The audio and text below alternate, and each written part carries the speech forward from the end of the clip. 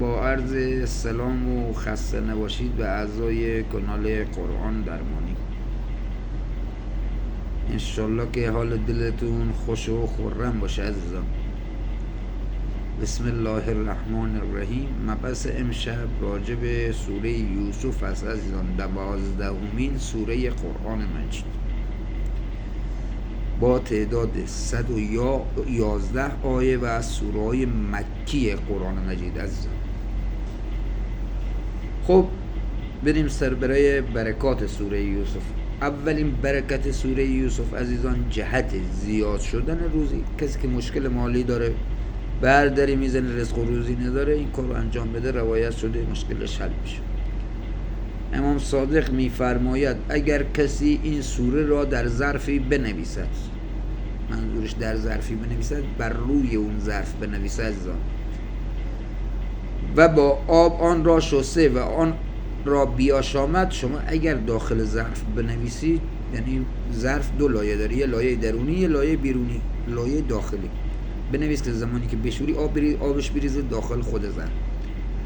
و آن را بیاشامد خداوند روزی را بر آن آسان کند. به همین راحت. همش یه ساعت هم وقتت نمیگیره، نمیخوای پول جادو بدی، نه پول جنبل بدی، نه چیزی. آیه 111 تا آیه سوره یوسف رو داخل یه ظرفی تشت بزرگ بیار که جا بشه، قشنگ مرتب بنویس و داخلش با آب بشور اون نوشته رو و از اون آب بخور. خداوند میگه بهت روزی میده. چی میخوایی؟ خب دومین جهت ایمن شدن از زنا و فحاشی. میگو روایت شده عزیزان کسی که مداومت بر تلاوت این سوره نماید. مداومت یعنی چه؟ یعنی هر وقت بیکار شد این سوره رو بخونه، هم بیشتر تو اولین فرصتی که گیرش اومد این سوره رو بخونه. مداومت یعنی هر روز پشت سر هم. مداومت بر تلاوت این سوره نماید، 2 روز یه بار، یه روز یه بار، 3 روز یه بار، خلاصه بخونی مرتب. در دنیا از زنا کردن و فحاشی در امان است. چه سوره ای؟ سوره یوسف. دوست عزیزی که داری کلیپ ما رو میبینی،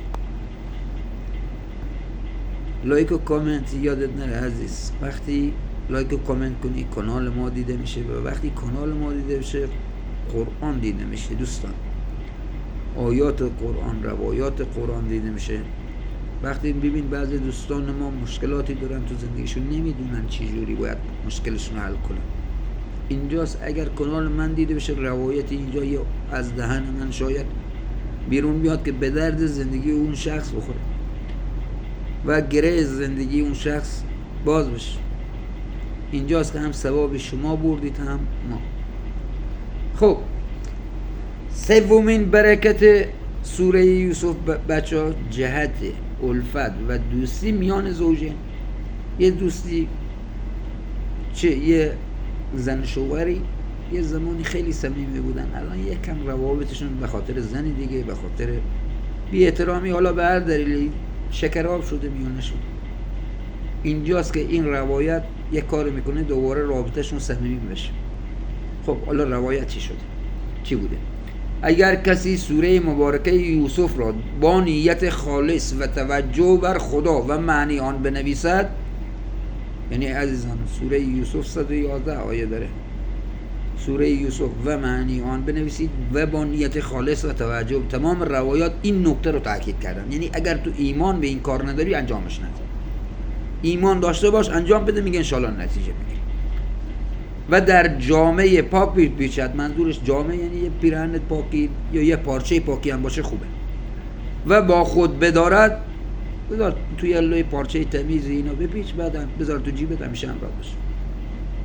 بین او و همسرش الفت پیدا شود، به همین راحتی. و اما دوستان چهارمین روایتی که راجع به سوره یوسف علیه السلام شده، برای جهت شفای جمیع امراض. جمیع امراض یعنی چی؟ یعنی برای تمام مریضی ها.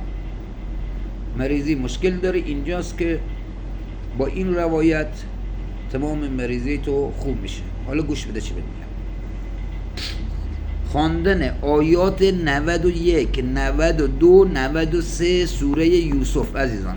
این سایه 91 92 93 با نیت خالص و توجه بر خدا و معنی آن.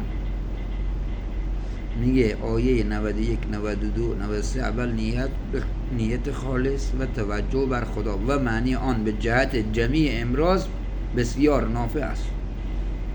میگه آقایی که تو یه مریضی داری، دکتر به هر دلیل ناامیدت کرده، میگه نیت بکن قبل از این که بخونی آیه 91 92 93 با معنیش بخون، انشالله که به یاری پروردگار درمان بشه مشکلات.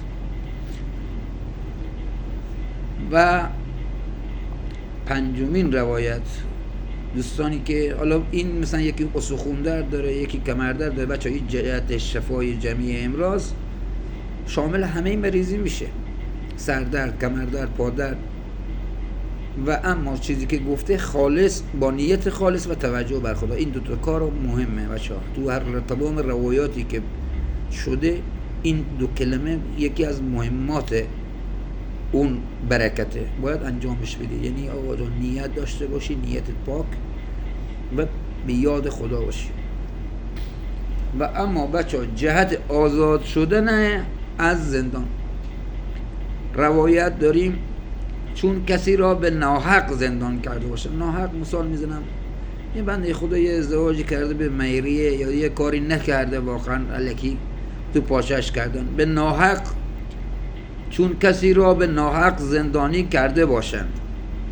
آیه 100 سوره یوسف بچه، آیه 100 سوره یوسف را به نیت خالص و توجه بر خدا و معنی آن را بنویسد.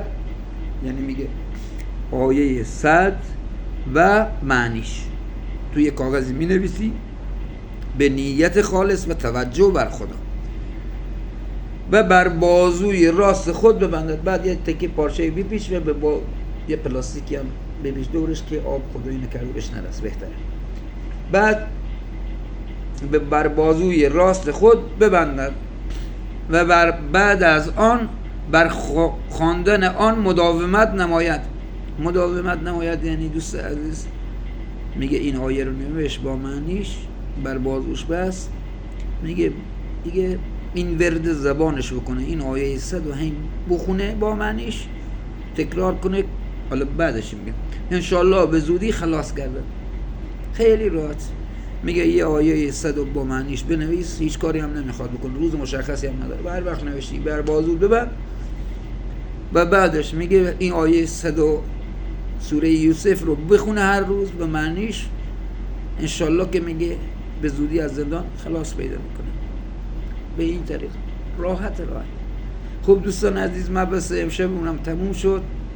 دوستتون دارم، مواظب خودتون باشید. شبتون خوش.